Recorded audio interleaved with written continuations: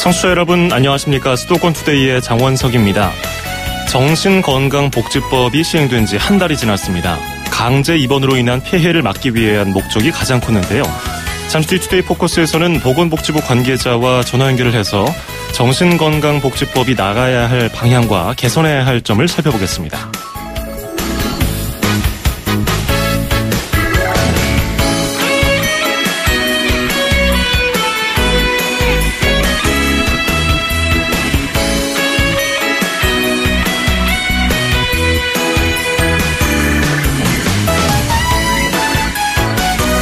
오늘 아침 앵커가 뽑은 수도권 뉴스입니다. 서울시 4개의 기술교육원이 올해 하반기 직업교육훈련생 2,189명을 모집합니다. 모집 기간은 오늘부터 다음 달 18일까지고요. 만 15세 이상 서울 시민이면 참여할 수 있습니다. 훈련 내용을 말씀드리면요. 패션 디자인, 조리 외식, 특수 용접, 헤어 디자인, 건축 인테리어, 조경 관리 등입니다. 문의사항은 서울에 있는 각 기술교육원이나 120-120번 다산 콜센터로 연락하시면 들으실 수가 있습니다. 휴그랜트와 드류 베리모어가 부르는 Way Back Into Love 띄워드리면서 2017년 7월 10일 수도권 투데이 시작합니다.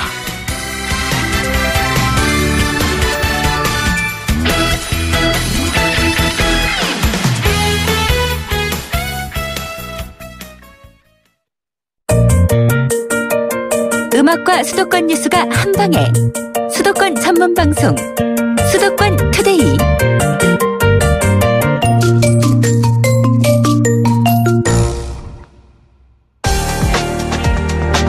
투데이 포커스.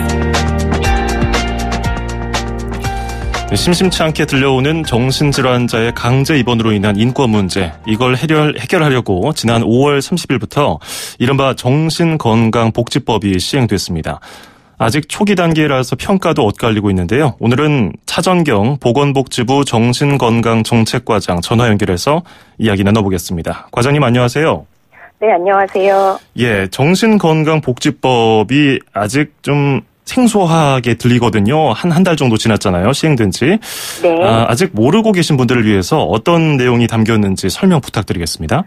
네, 정신건강복지법이 어떤 건지 일단 설명을 드려야 될 것 같은데요. 우리 예. 국민들의 정신건강에 대해서 규정하는 가장 기본적인 법이라고 할 수 있습니다.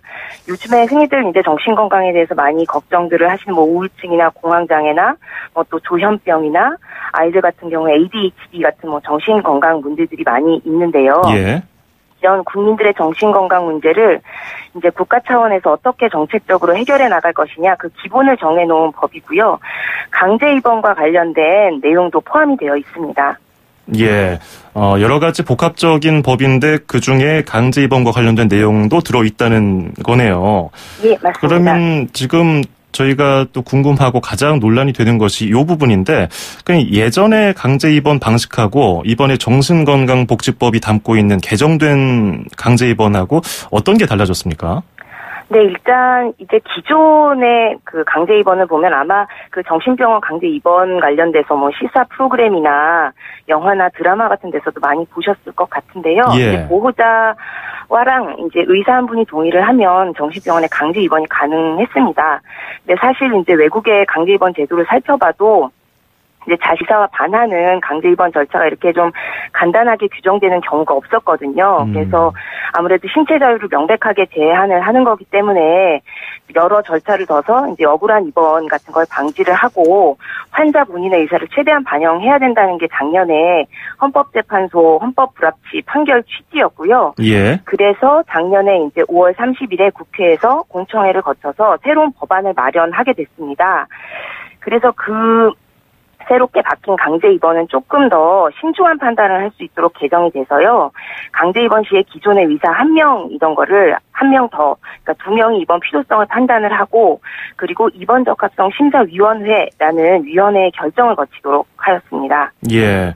그러니까 기존에 우리가 뉴스에서나 영화에서 보는 것처럼 환자의 인권을 좀 고려하지 않고 가족과 의사 1명만 동의를 하면은, 만약에 이런 경우는 극히 드물겠지만 진짜 영화에서처럼 둘이서 좀 부정적인 생각을 가지고 합의를 한다면은 환자가 그냥 강제로 입원이 자연스럽게 되는 거였잖아요. 예. 그런데 이제 의사 2명이 이제 순차적으로 직접 그 환자 얼굴을 보고서 진단함으로써 이 환자의 인권을 보호할 수 있다. 이런 취지인 것 같네요. 예, 맞습니다. 예. 5월 30일부터 시작이 됐으니까 이제 한 달 조금 넘었는데요. 강제 입원한 사람들에 한해서 퇴원할 때도 어떤 조치가 많이 달라졌습니까? 퇴원할 때도 달라졌다기보다는요. 예. 일단 입원할 때 좀 더 신중하게 보게 되고요. 퇴원할 때는 이제 안전도 고려를 하게 됩니다. 그래서 동의 입원이라는 제도가 생겨서 기존에는 자의 입원을 했으면 쉽게 그러니까 바로 자기가 원할 때 퇴원을 할 수 있었는데요. 동의 입원이라는 제도가 생겨서 만약에 자신이 원한다고 해도 의사가 봤을 때 치료 필요성이 있다라고 생각을 하면 3일 정도 더 치료를 받을 수 있게끔 하는 제도가 새로 생겼습니다. 예, 그게 새로 추가된 거군요. 예, 그런데 이제 1일 평균 퇴원 현황을 보니까 시행 전보다 1일 평균 시행 전에는 202명이 하루에 강제 입원했던 정신질환자가 퇴원을 했는데 시행 뒤에는 227명이 퇴원을 했어요. 뭐 소폭이긴 합니다만은 1일 평균이라는 점에서 감안을 한다면은 그래도 늘었다고 볼 수 있는데 이건 어떻게 볼 수 있을까요? 네, 그런데 사실 크게 늘은 거는 아니고 뭐 다소 늘어나기는 했는데요. 저희가 뭐 한 달 이전과 추이를 비교를 해봐도 한 400여 명 정도 환자가 감소를 했습니다. 그래서 처음에 우려했던 것만큼 대량 퇴원이 발생을 한 거는 아닌데요. 다만 여기서 입원 형태 변화가 굉장히 많이 눈에 띕니다. 예. 저희가 이거를 보면 일단 강제 입원 자체는 줄었는데 대신 자의 입원이 굉장히 많이 늘었습니다. 저희가 지금까지 우리나라가 강제 입원이 거의 60% 이상이었거든요. 전체 입원 중에. 예. 그런데 뭐 독일이나 영국이나 뭐 이태리 같은 나라를 살펴보면 강제 입원이 한 10% 정도예요. 그래서 저희가 지금까지는 워낙에 그 강제 입원 절차가 간단했기 때문에 그랬던 거고 이제 정상을 좀 찾아가고 있는 게 아닌가 하는 생각이 듭니다. 예. 그러니까 뭐 강제 입원, 자의적 뭐 퇴원 이런 것들을 설명하셔서 좀 용어가 복잡해서요. 그러니까 환자가 자기가 원해서 입원한 경우는 늘었지만 자기가 원하지 않는데 입원한 비율은 줄었다 이거죠? 예, 맞습니다. 아마도 저희 분석에는 그 자살 위험이 없는 환자, 그러니까 뭐 자신을 해하거나 다른 사람을 해할 위험이 없는 환자의 경우에는 예. 이제 의료진들께서 이제 치료가 필요하다는 거를 이제 환자나 가족들한테 좀 설득을 하고 환자가 스스로 의사결정을 하면서 이제 입원하는 문화로 조금씩 바뀌기 시작한 것으로 저희는 분석을 하고 있습니다. 그런데 또 퇴원한 환자들이 사회 적응을 하는 데 있어서 이것을 또 관리해주는 인력도 동시에 충원이 됐느냐, 요거에 대한 지적도 있거든요. 복지부에서는 어떤 고민하고 있습니까? 일단 이제 병원에 입원을 오래 하시게 되면 아무래도 사회로 돌아오셨을 때 적응력이 떨어지는 게 사실입니다. 그래서 장기 입원보다는 이제 증상이 있을 때 입원을 하고 그렇지 않을 때는 이제 지역사회에서 지내는 것이 환자에게도 좋고 이제 사회적으로도 안전하다고 저희가 생각을 하는데요. 기본적으로 저희가 법 시행에 앞서서 그 퇴원자들을 위해서 보건복지 서비스 지원 방안을 마련을 했습니다. 예. 그래서 지자체에서 뭐 시도부지사나 부단체장이 TF를 일단 꾸리고 대응 중에 있고요. 퇴원하기 전에 이제 이분들이 필요한 경우에 저희가 그 방문 상담팀을 운영을 해서 찾아가서 뭐 주거가 필요하다든지 아니면 다른 투약 서비스라든지 필요한 서비스가 사전에 무엇인지 판단을 하고 그걸 제공을 하게 됩니다. 예. 그리고 이 투약이나 여러 가지 건강관리를 해드리는 서비스가 기본적으로 저희 지역사회에 정신건강증진센터가 있거든요. 예. 전국에 241개가 있고 올해 이제 예산 추경안을 보시면 그 추경안 안에 인력이 370명 정도가 증원이 됩니다. 그래서 이분들이 올해 안에 투입이 돼서 더 촘촘하게 퇴원 환자들을 지원을 하게 됩니다. 예. 자, 지금까지는 정신건강복지법, 특히 강제 입원 그리고 강제 입원 환자들에 대한 퇴원, 정신질환자들의 퇴원에 대한 이야기를 보건복지부 입장에서 들어봤는데 또 오늘 한쪽 입장만 들을 수가 없으니까 제가 또 다른 입장의 반론 이야기도 몇 가지 질문을 해보겠습니다. 이제 의학계에서는 일부 대규모로 반발하는 경우도 있더라고요. 일단 여러 가지 중에서 아까 얘기가 나왔던 것 중에 퇴원 대란이 우려된다는 건데 일단 한 달은 뭐 소폭 증가하긴 했습니다만 그렇게 크지 않은 수치입니다. 뭐 말씀하신 것대로. 그런데 지금 인력이 부족하기 때문에 퇴원 아까 뭐라고 했죠? 동의 퇴원 그런 것들? 네, 동의 입원. 동의 입원. 네. 그런 것들을 진단할 의사 인력이 부족하기 때문에 지금 대기자 수가 많아서 휴화산 상태다. 이렇게 보고 있던데 이건 어떻게 보고 계십니까? 네, 저희가 사실 이제 법 시행 전에 4만 명 정도 퇴원한다는 이제 일부의 우려가 있었는데요. 사실은 이제 변화가 워낙 21년 만에 있는 거니까 걱정이 있을 수 있다고 생각은 합니다. 다만 이제 시행 한 달이 넘었는데도 이제 우려했던 대량 퇴원은 발생하지는 않고 있고요. 사실 정부나 지자체도 그런 걱정들이 많이 있으셨기 때문에 더 꼼꼼하게 준비를 하고 있었다고 말씀을 드릴 수가 있을 것 같습니다. 예. 그리고 인력과 관련돼서는 저희가 그 지정병원을 운영을 합니다. 전국에 지금 입원을 할 수 있는 병원이 490개가 있는데요. 그중에 지금 334개의 지정병원이 있고 국립병원에 있는 정신과 선생님들이 다 투입이 되고 있습니다. 예. 그래서 크게 걱정은 안 하셔도 된다고 말씀을 드리고 싶고요. 예. 다만 이제 정신질환자가 대량 퇴원한다는 주장이 자칫해서 이제 정신질환자들 이제 범죄자로 낙인을 찍는다거나 하는 부분들은 좀 경계를 해야 될 부분이라고 생각을 합니다. 예. 왜냐면은 이제 정신질환에 대한 편견이나 낙인이 우리나라가 굉장히 크기 때문에 치료가 좀 늦어지는 경우도 많이 있습니다. 그렇기 때문에 그런 부분들은 좀 조심을 해서 봐야 될 것 같습니다. 예. 자, 그리고 이번에 그 정신건강복지법에서 의사 2명이 진단을 하게 되지 않습니까? 그것을 두고서 뭐 교차 진단, 2차 진단 뭐 이런 식으로 얘기를 하던데 그런데 이렇게 진단을 함으로써 다른 병원에 가서 환자들을 얼굴 보고서 진료를 하다 보니까 정작 본인들이 지금까지 진료해왔던 환자들 그리고 자기가 진료해야 할 환자들의 진료가 소홀하게 되니까 이게 진료의 질적인 저하가 될 것이다라는 우려에 대해서는 어떻게 보고 계십니까? 그 부분도 사실은 인력 충원이 어느 정도 되느냐 하는 부분이랑 가장 밀접하게 관련이 되어 있을 것 같습니다.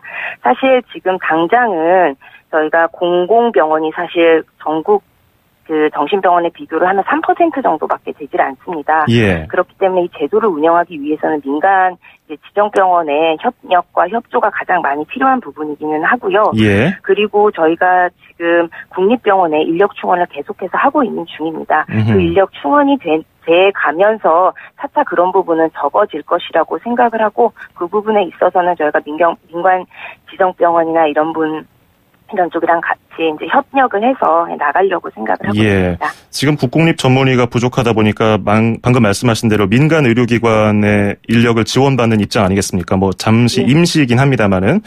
그런데 그 부분에 있어서 뭐 객관성이 떨어진다든지 이런 우려에 대해서는 어떤 입장이신지요?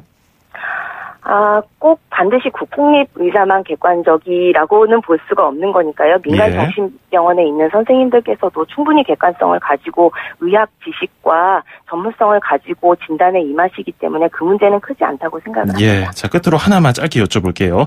이제 책임 소재 문제인데요. 이제 병원에서 진료할 사람은 많아지고 뭐 인력 충원이 되면서 언젠가는 나아지겠지만요. 당장 인력 충원이 많아질 때까지는 의사들이 봐야 할 환자들이 많아지고 그러면은 이제 그 질적으로 좀 떨어지는 것도 걱정이 됩니다만은 이렇게 2차 진단을 했을 때 나중에 그 환자가 문제를 일으켰을 때 의사에게 법적인 책임이 부과되는 거 아니냐. 그래서 오히려 의사들이 좀 몸을 사리면서 진료를 해서 강제 입원을 안 시키는 경우 이런 우려에 대해서는 어떻게 보세요? 그런 문제는 사실은 2차 진단만의 문제는 아니고 1차 진단도 마찬가지입니다. 지금도 그 의사 선생님께서 이제 진단을 하셨는데 그 환자가 이제 치료를 받고 나가서 자해를 하거나 파해를 하거나 하는 경우에 의사의 책임을 묻느냐 하는 문제인 건데요. 저는 1차던 2차던 간에 그 법적인 판례로 나와 있습니다. 의사가 전문성을 가지고 자신의 재량으로 특별히 불법적인 다른 거 없이 전문성을 가지고 진단을 했다면 거기에 대해서 법적 책임을 묻지 않는 것이기 때문에요. 2차 진단도 마찬가지로 2차 진단을 했는데 다음에 환자가 어떤 문제를 일으켰다고 해서 의사에게 그 책임을 묻지는 않습니다. 예, 알겠습니다. 이제 정신건강복지법과 관련해서 이제 고통을 겪고 있는 가족분들도 궁금한 점이 많으실 것 같아요. 어디에서 도움을 좀 받을 수 있겠습니까? 네, 일단 저희 보건복지부의 콜센터가 있습니다. 129번이 있고요. 기본적으로는 이 번호가 가장 외우기가 쉬우실 겁니다. 저희 안에 내부적으로 이제 보건복지부 콜센터가 있고 이제 이태원과 관련된 질문들이 있으면 거기에 대한 콜센터도 따로 있습니다만 129로 전화를 하시면 다 연결을 해드립니다. 129번. 예. 보건복지부 콜센터 여기서 이제 다른 쪽으로도 연결이 되니까요. 129, 129번 꼭 기억하시길 바라겠습니다. 오늘 설명 잘 들었습니다. 고맙습니다. 네, 감사합니다. 네, 지금까지 차전경 보건복지부 정신건강정책과장이었습니다. 수도권에서 일어나는 모든 소식을 함께합니다. 수도권 투데이. 길에서 보고 듣는 세상, 뉴스에서 접한 궁금한 점들, 운전하면서 겪는 희로애락, 생활 속 이야기를 풀어주세요. 세상 사는 이야기 함께 나눠보는 운수대통, 만사형통, 통통 메시지. 네, 안녕하세요. 저는 교육 전문 기업에서 코칭 교육을 담당하고 있는 이민재 강사라고 합니다. 현재 상성 코칭 부서의 지부장으로서 코칭 강의를 하고 있는 사내 코칭 강사로서도 활동을 하고 있고요. 아이들을 가르치는 교사들을 매니징을 하고 있는 매니저로서도 일을 하고 있습니다. 외부에 학교에 나가서 학생들한테 이제 코칭 강의를 하고 있는데 주로 중학생이나 고등학생 같은 경우는 본인들이 공부를 하긴 하는데 왜 하는지 정확하게 모르고 어떤 진로를 갖고선 사회생활을 할 수 있는지를 정확하게 모르기 때문에 적성이라든가 바랄 수 있는 일, 좋아하는 일을 하면서 인생을 즐겁게 살 수 있게끔 진로 코칭을 강의를 하고 있고, 코칭이 무언가의 목표를 설정을 해서 이루고자 했을 때 도와주는 그런 역할을 해준 파트너라고 생각을 하시면 될 것 같아요. 사원들이 좀 더 성장할 수 있게끔 조직 관리를 하는데, 처음에 좀 다운됐던 사원들이라든가 일하는 데 있어서 좀 힘들어했었던 사원들이 지속적으로 지지를 해주고 문제점이 무엇인지 또 고민이 무엇인지 많이 들어줌으로써 스스로 문제 해결할 수 있도록 시간적인 여유를 많이 갖게 해주고, 슬럼프라든가 본인의 위기를 극복하고 성장을 했을 때 많은 보람을 느껴요. 중학교에 이제 진로 코칭 강의를 갔었던 적이 있었는데, 교과목을 공부하는 그 시간이 아니라 본인의 미래를 찾아가는 꿈이 생기고 목표가 생기고 드림 스케치라는 게 만들어 나가면서 그때 많은 보람을 느껴요. 가장 중요한 게 경청인 것 같아요. 그 사람의 입장에서 많이 생각을 해서 대화를 이끌어 나가는 그런 모습이 이 일을 하면서 많이 바뀐 것 같아요. 우리나라에서 코칭이라는 그 직업군이 아직까지는 좀 생소한 단계이긴 하거든요. 제 코칭 PCC를 취득을 하기 위해서 준비를 하고 있는데, 그게 아마 내년까지 꼭 취득을 하고 싶고, 외부의 강의도 활발하게 나갈 수 있고, 제 현업에서도 사원들한테 리더십을 펼치는 데 있어서 많은 도움을 받을 수 있겠다 싶고, 내년까지는 꼭 취득을 했으면 좋겠습니다. 운수대통 만사형통 통통 메시지, 오늘은 이민재 님의 사연이 도착했습니다. 저는 코칭 교육이 뭔가 했더니 그냥 제가 생각하기에는 그냥 길잡이 역할을 하네요. 그러니까 도와주는 역할, 목표를 설정하고 그 과정에서 어떤 문제가 발생했을 때 옆에서 객관적으로 살펴봐주고 목적지까지 안전하게 갈 수 있도록 살펴주는 건데, 뭐 직장인도 그렇고 학생도 그렇고 다들 약간은 다르지만 각자의 개인적인 목표, 그 집단의 목표가 있잖아요. 그런 역할을 해주시는군요. 근데 여기서 또 의문이 드는 것은, 이 코칭 교육을 하는 강사들의 코칭은 누가 해주나, 요것도 궁금하네요. 또 이게 중이 제 머리 못 깎는다고 강사들도 고민이 많을 것 같은데, 서로 대화를 통해서 또 목적지를 찾아가시는지 그것도 궁금하네요.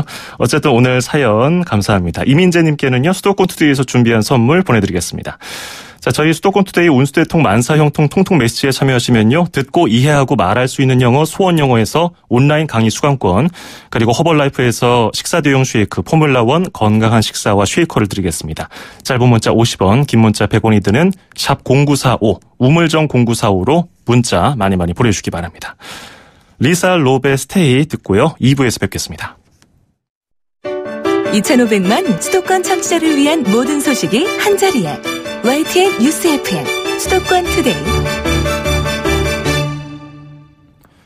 FM 94.5MHz YTN 뉴스 FM 수도권 투데이 2부입니다. 2부에는 경기도와 인천시 소식 준비되어 있고요. 먼저 광고 듣고 오시죠. 서울, 경기, 인천 찍고! 수도권 정부의 핵심이 바로 여기에. 수도권 행정탐방. 수도권 행정탐방 월요일 순서 경기도로 떠나보겠습니다. 김종구 감사총괄팀장 연결하겠습니다. 팀장님 안녕하세요. 네, 안녕하십니까. 김종구입니다. 예, 반갑습니다. 네. 이제 어린이집에 CCTV가 설치되고 있는데 그것과 관련해서 뭐 후속 조치가 어떻게 되나 궁금했는데 특정 감사가 있었다면서요? 네네네. 먼저 어린이집에 CCTV가 설치된 배경을 간단히 말씀을 드리겠습니다. 예. 2014년도에 발생했던 인천 어린이집 보육교사 폭행 사건을 기억하시는지 모르겠는데요. 그 당시에 어린이집 안전 문제가 전국적으로 사회 문제가 된 적이 있었어요. 예. 그때 우리 경기도에서 남경필 지사님의 지시로 도내 어린이집을 대상으로 CCTV 설치비를 지원을 했습니다. 그때를 계기로 2015년에 그 영유아법이 개정되면서 전국의 모든 어린이집에 CCTV 설치가 의무화되었습니다. 예. 그리고 12월 달에 이제 전국적으로 CCTV가 설치가 대부분 완료됐는데요. 그 이후에 1년이 좀 넘은 시기에 이 CCTV가 잘 관리되고 운영되는지 한번 우리 경기도에서 최초로 한번 체크할 필요가 있다고 판단돼서 이번에 감사를 실시하게 됐습니다. 예, 기억이 납니다. 그때 네. 인천 어린이집 그 폭행을 당한 아이가 있었고 그 영상이 공개되면서 또 남경필 네. 지사가 지시를 내렸죠. CCTV 설치비를 지원하라고. 네, 예. 그래서 뭐 유치원, 어린이집 자체적으로 노력하는 것은 있었지만 시에서는, 그러니까 도에서는 어떤 것들을 하나 궁금했는데 이번에 어떤 중점을 두고 감사를 진행했습니까? 네, 요번에 이제 저희가 어린이집 CCTV 설치된 지 1년밖에 안 됐기 때문에 예. 주로 이제 감사를 뭐 잘못된 사항을 지적해서 이렇게 처분을 하는 게 아니고 컨설팅을 해서 문제점을 개선하는 데 중점을 두었습니다. 예를 들어서 이제 중점 점거 분야를 평소에 원장님들이 반드시 꼭 알아둘 항목이 있습니다. 예.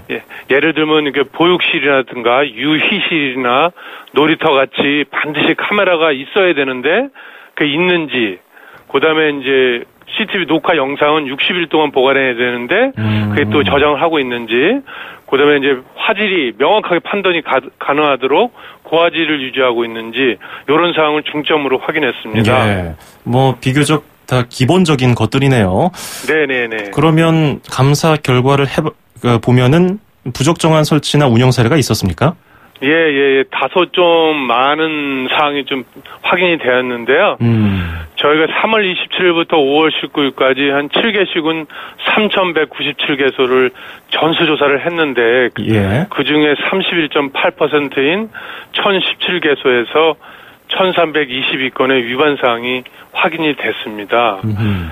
주요 위반 사례를 이렇게 말씀을 드리면 그 CCTV에 저장된 영상이 아예 없거나 또 60일 동안 꼭 저장을 해야 되는데 이를 위반한 곳이 249개소나 있었고요. 예. 그다음에 보육실, 놀이터, 식당처럼 반드시 CCTV가 있어야 할 공간에 CCTV를 설치하지 않거나 아니면 안 보이는 사각지대가 있으면 또 추가로 CCTV를 설치해야 되는데 그렇지 않은 곳이 51개소가 있었고요. 그리고 100만 화소 이상을 해야 명확한 판독이 가능한데 이런 또 화질 기준을 위반한 어린이집이 154개소가 있었습니다. 사실 그렇게 어려운 것들은 아니라고 생각이 드는데 왜 이렇게 위반 사항이 비교적 많이 발생했을까요? 네네. 저희가 이제 현장에서 감사를 하면서 이렇게 느낀 점이 예. 그 어린이집 원장님들이 일단 CCTV에 대한 규정이나 조작 방법을 잘 모르는 경우가 많았습니다. 그리고 이제 원장님들 본연의 업무가 영유아를 돌보는 일이다 보니까 좀 바쁘시기도 하고 그런데도 이렇게 CCTV 책임자로서 이런 책임감이나 임무 등을 제대로 숙지도 못하는 경우가 있었습니다. 근데 무엇보다 근본적인 원인은 이 관리감독 기관이 이제 시군에서 지도 점검을 꼭 해주고 또 CCTV 운영 교육 등을 해줘야 되는데 예. 그렇지 못한 점이 있었고요. 그다음에 CCTV 운영 책임자는 어린이집 원장님들이거든요. 예. 이분들이 다소 이렇게 무관심하고 부지런한 그 결과라고 판단이 되고 있습니다. 그렇군요. 뭐 문제가 안 생기면야 상관이 없겠지만 네. 만약에 부적절한 일이 발생했을 때는 영상이 굉장한 역할을 하니까요. 또 그 부분을 계속해서 교육하고 또 시정 요구를 해야겠네요. 오늘 말씀 여기까지 듣겠습니다. 고맙습니다. 네, 감사합니다. 네, 지금까지 김종구 감사총괄팀장이었습니다. 2,500만 수도권 청취자들의 살맛 나는 오늘 하루를 위해 수도권 투데이가 여러분을 응원합니다. 꼭 알아두어야 할 수도권 핫 이슈를 쉽고 자세하게 들여다보는 투데이 포커스. 수도권 청취자 여러분들의 귀와 입이 되어드리는 코너 온수대통 만사형통 통통 메시지. 그리고 서울, 경기, 인천의 가장 중요한 행정 소식을 가장 발빠르게 짚어보는 수도권 행정 탐방까지. 똑 소리나는 수도권 라이프를 원하신다면 지금 듣고 계시는 94.5MHz YTN 뉴스 FM 수도권 투데이. 월요일부터 금요일까지 매일 아침 9시 10분 놓치지 마세요. 참, 수도권 투데이의 문을 두드리고 싶은 청취자 여러분께서는 지금 주저하지 마시고 짧은 문자 50원, 긴 문자 100원에 샵 0945, 우물정 0945로 문자 메시지를 보내주세요. 수도권 투데이는 청취자 여러분과 늘 함께하고 있습니다. 평일 오전 9시 10분 94.5MHz YTN 뉴스 FM 수도권 투데이. 청취자 여러분과 늘 함께합니다.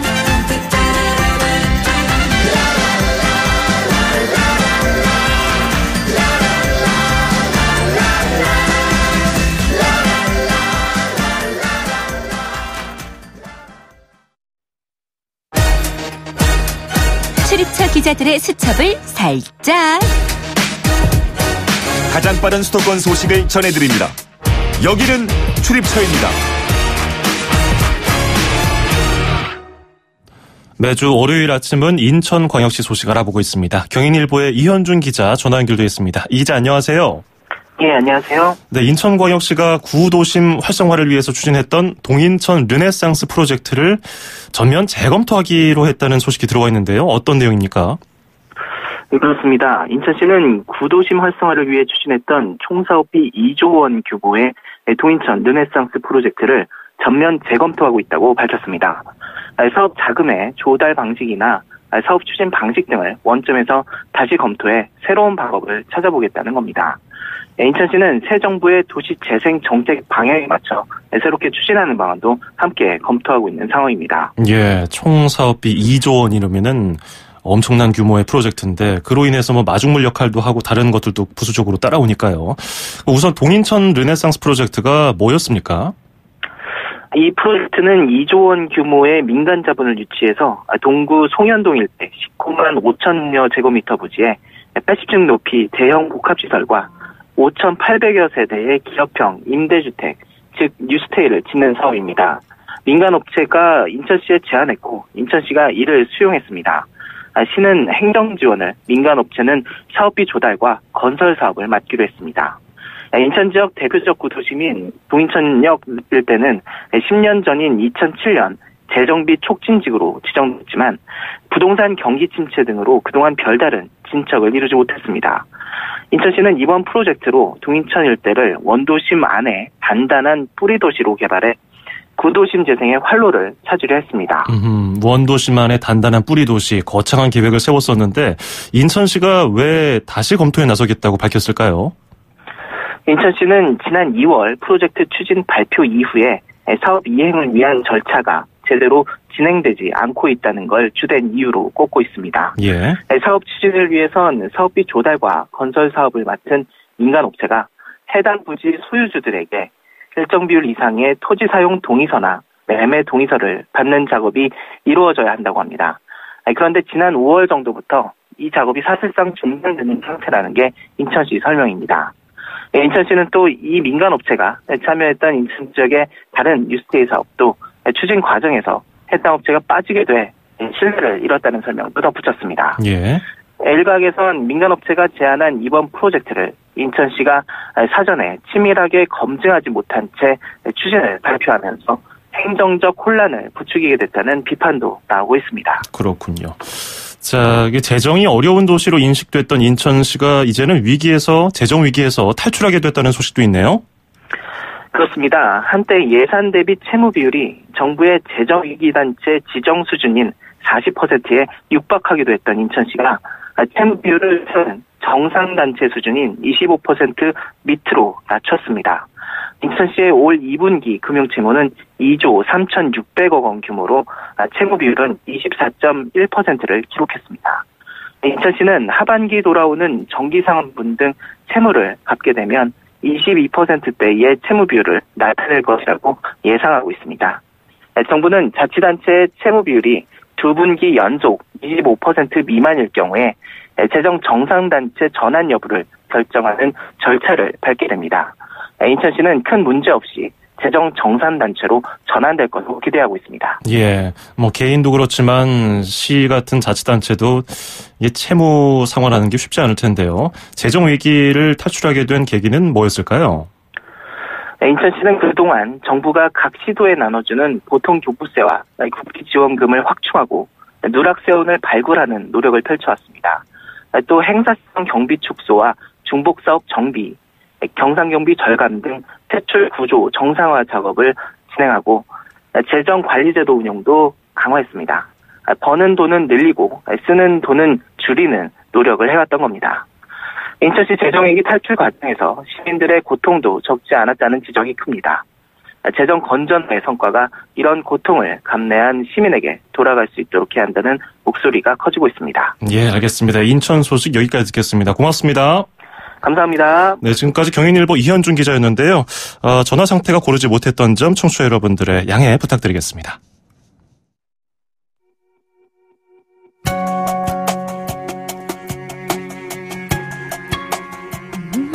수도권 투데이 오늘 준비한 소식은 여기까지입니다. 끝으로 라라 파비안의 The Last Goodbye 띄워드리면서 저는 인사드리겠습니다.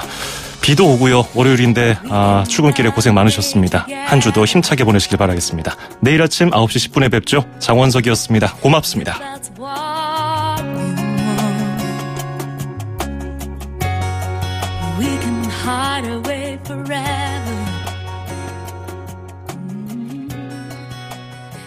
That's why